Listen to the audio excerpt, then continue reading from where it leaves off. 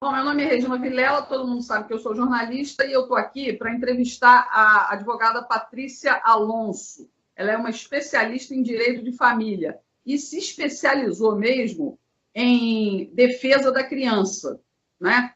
Principalmente porque ela luta contra a pedofilia e contra a alienação parental.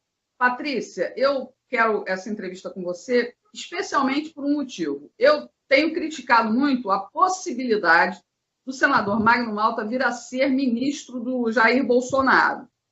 Tenho uma impressão ruim dele por causa de envolvimento dele na máfia dos sanguessugas, né, notícias. Mas eu queria saber de você, que é uma profissional que eu respeito muito pelo seu trabalho, eu queria saber exatamente uma coisa. O Magno Malta presidiu a CPI da pedofilia, a CPI dos maus-tratos infantis. Que resultados práticos e como é que foi a atuação dele, segundo a sua visão? Que resultados essas CPIs trouxeram para resguardar a criança brasileira?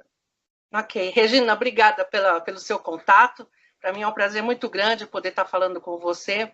Na minha opinião, o senador Magno Malta é o melhor nome para assumir essa pasta, né, dos direitos humanos, que estão querendo chamar de família, mas aí eu acho que se a gente colocar família, fica uma coisa muito paternalista, né? Eu acho que deveria continuar com o mesmo nome, Ministério dos Direitos Humanos. O senador Magno Malta, ele tem um perfil de um político muito diferenciado no Congresso Nacional, e eu acho que é isso que causou um pouco de tanto barulho, desde quando ele perdeu a eleição até agora, né? Porque, na realidade, o senador Magno Malta sempre foi uma voz no Congresso Nacional de tudo aquilo que ninguém falava, né? Um pouquinho antes da CPI da pedofilia, a gente não pode esquecer que o senador Magno Malta ele fez a CPI do narcotráfico. Ninguém falava sobre o narcotráfico no Brasil, né?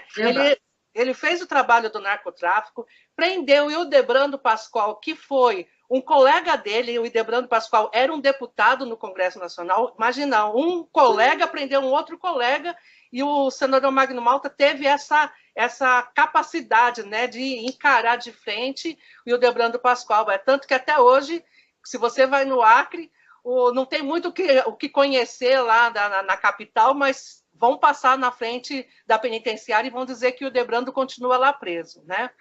Bem, depois do narcotráfico veio o trabalho da pedofilia, que também era um outro assunto que não se falava no Brasil. Além de advogada, eu também sou historiadora, e quando a gente começa a estudar sobre a história do Brasil, a gente vê que desde os bandeirantes, a gente vê sobre o abuso infantil, né? Desde os indígenas e assim por diante, e que ninguém falava, né? A verdade é que sempre existiu no Brasil essa questão da abuso sexual infantil, e ninguém nunca abordou esse tema, e veio o senador Magno Malta em 2006 com a CPI da pedofilia. Veja bem... Acho que tem resultado prático esse trabalho de denúncia e esse trabalho político da parte dele trouxe algum resultado prático? Então, trouxe algo prático porque, na realidade, não se prendia o abuso sexual infantil, porque acabava se tornando uma prática normal entre as crianças. Veio leis, inclusive, fortaleceu o Estatuto da Criança e do Adolescente, né? Mas o que acontece? No trabalho que o senador Magno Malta estava fazendo em 2006, veio os guardiões, os pedófilos que se tornaram pais, com a lei da alienação parental em 2006, e eles calçam a CPI da pedofilia com a lei da alienação parental. Então, ao mesmo tempo que nós tínhamos a CPI da pedofilia vindo, nós temos a lei da alienação parental caminhando junto. Em 2010, em agosto, eles aprovam a lei da alienação parental e em dezembro encerra a CPI da pedofilia. Ou seja, nós agora prendemos qualquer pessoa que abusa da sua criança que não faça parte da família, mas quem faz parte da família está toda guarnecida com a lei da alienação parental. Então, Deixa eu te fazer uma pergunta. Só para explicar rapidamente o que é a lei da alienação parental. É quando um dos pais, né, um casal, por exemplo, casa, tem um filho, e um dos cônjuges, né, abusa da criança e o outro acusa esse abuso. Na maioria dos casos, infelizmente, são os pais, né? Os homens que são os maiores responsáveis por esses casos. Daí surgiu a lei de alienação parental, em que esses homens, né, apontam o dedo para o acusador, no caso as mães, alegando que elas sejam doidas, né, porque estão querendo uma separação e estão apontando um problema que não existe. Seria mais ou menos isso, né? E que, na verdade, o que mais tem se provado é que as acusações, quando ocorrem, elas são verdadeiras, não é? E aí eu queria saber o seguinte: essa lei foi criada para resguardar o bandido? Então, você aprendeu a lição. Você está falando exatamente o que é a lei da alienação parental. Mas, na verdade, venderam para o Congresso Nacional em 2006 que alienação parental, quando um casal está em disputa, aquele que tem a guarda, que fica com a guarda da criança, que geralmente são as mães, elas impediriam os pais de conviverem com seus filhos de forma harmoniosa. Não mostrando, Regina, não mostrando o outro lado da maçã. Por que que essas crianças não querem conviver com os pais? E aí a gente fala a sua fala, exatamente por causa do abuso, da violência doméstica, dos maus tratos. Ou seja, a criança não é obrigada a conviver com pessoas que não as tratam de forma adequada, de forma humanizada. Então, é claro, você gostaria de conviver com a pessoa que te maltrata, que te xinga, que te bate, que te estupra? Não, se nós adultos não queremos ter esse tipo de relação, por que que nós adultos obrigamos as crianças a terem esse tipo de relação? Então, quando se leva isso na justiça, a justiça, através desses abusadores que fazem as suas defesas, eles alegam que não há abuso, que não há maus tratos, que não há uma convivência sufocante e que isso se chama alienação parental, entendeu? Entendi. Eu queria que você me explicasse uma outra coisa. Pela lógica dos acontecimentos no Brasil, a gente vê que houve uma interferência ideológica muito grande, tanto na justiça quanto na educação. Porque, primeiro, quis se trazer a ideologia de gênero para a escola, aí você vem com essa lei, tudo uma coisa meio que está meio encaminhada com a outra, né? Está tudo muito ligado. Você acha que isso tem realmente essa ligação que eu estou fazendo aqui ou não?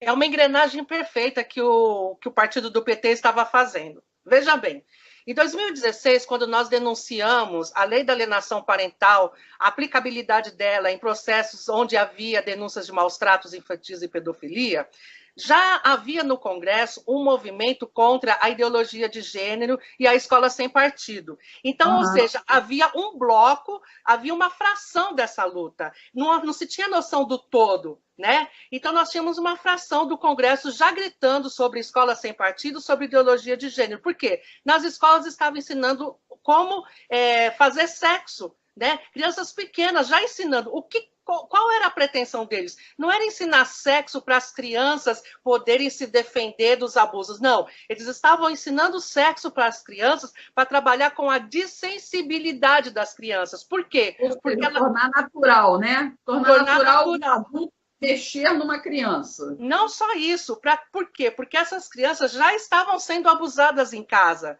Então, ao invés delas serem abusadas em casa e denunciarem, não. Nas escolas, elas estavam aprendendo que o que estava acontecendo com elas em casa era algo normal, era algo legal, era algo que perfeitamente tranquilo. Então, o papai soltar um leitinho do pipi que elas contam nas denúncias delas em boletins de ocorrência, na escola, elas vão aprender que no pipi se coloca a camisinha. Na escola, elas estavam aprendendo através da professora, colocar a camisinha na banana, que significava o quê? O órgão genital masculino, entendeu?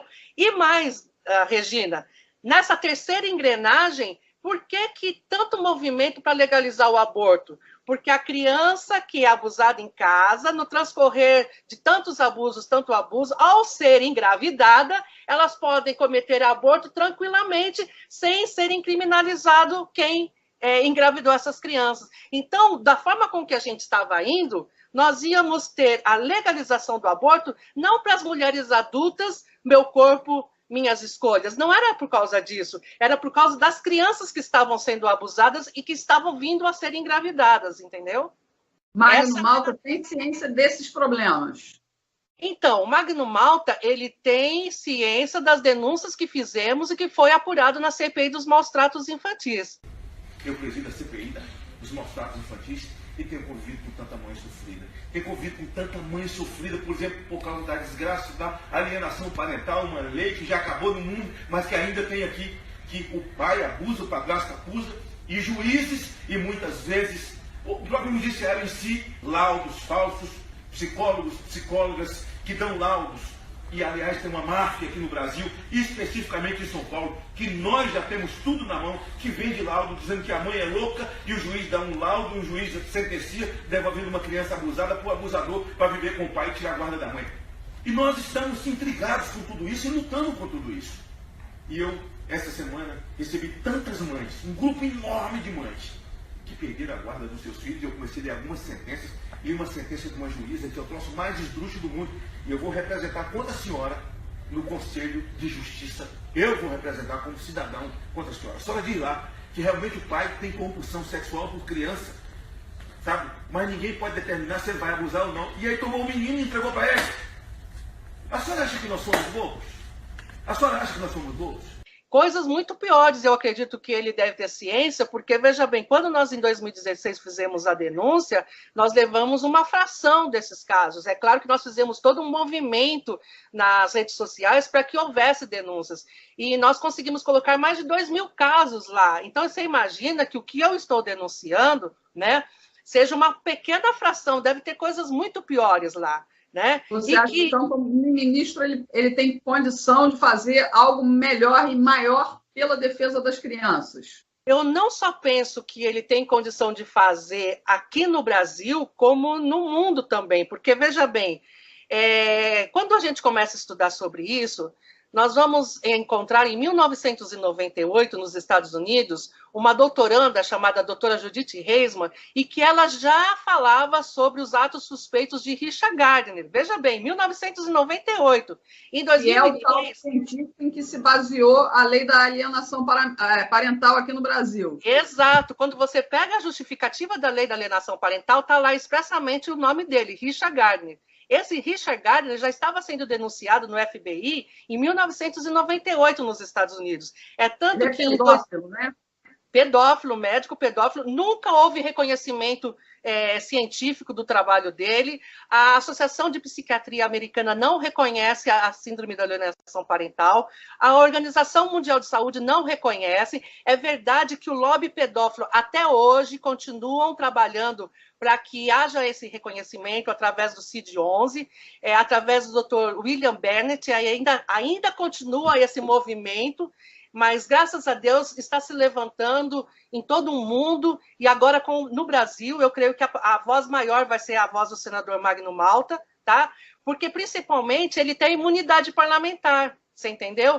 Por isso que eu acho que ele tem que entrar, assim, é uma questão de vida ou morte para as crianças, não só do Brasil, do mundo. Porque, veja bem, o gabinete do senador Magno Malta foi o único gabinete que abriu as portas para ouvir essas denúncias. No mundo todo, existe esse tipo de comportamento. E todas as pessoas do mundo que se levantaram para denunciar, juíza, advogados, psicólogos, todos foram processados por esse lobby pedófilo. Então, se levantar o senador Magno Malta, ele tem imunidade parlamentar para poder contar, não só no Brasil, como na OEA e na ONU, o que aconteceu no Brasil. O que aconteceu no Brasil depois de 2010? Nós somos o primeiro país do mundo de pedofilia, no ranking em pedofilia, e nós somos o quarto país no mundo no ranking em feminicídio. Você pode ver, você nunca se perguntou por que tantas mulheres sendo mortas pelos ex-maridos e por que tantos ex-maridos matando seus próprios filhos? Eles estão fazendo isso por queima de arquivo. Porque a mulher denuncia e a criança vai contar também o que está acontecendo com elas. Então, a lei da alienação parental foi esse eixo imaginário social na sociedade brasileira que entrou em convulsão, que levou a sociedade em convulsão. Nós, tirando essas leis ideológicas do Brasil, nós vamos trazer ao Brasil a lei crua, né? Abusar, estuprar, né? Inclusive, há coisas importantes que foram tiradas da lei que nós precisamos voltar. Por exemplo, crimes contra a honra, crimes contra a moral e os bons costumes, porque quanto menos moral você tiver de consideração no país, verdade. mais o juiz vai ter de parâmetro para julgar. Então, colocar um dedo no bumbum de uma criança é moral ou é imoral? Entendi. Né? E aí, Patrícia, nós temos isso de monte aí nos boletins de ocorrência e a justiça acha que é alienação parental. eu vou voltar a conversar com você outras vezes. Te agradeço muito você me dar esses minutos aí, que eu sei que você é super ocupada. Nada, muito obrigada mesmo. Regina. Um grande abraço, viu? Tchau, tchau.